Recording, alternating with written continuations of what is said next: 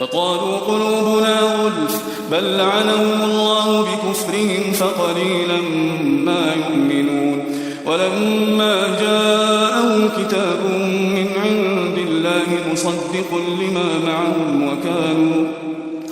وكانوا من قبل يستفتحون على الذين كفروا فلما جاءهم ما عرفوا كفروا به فلعنة الله على الكافرين بئس ما اشتروا به أنفسهم أن يكفروا بما أنزل الله بغيا أن ينزل الله من فضله على من يشاء من عباده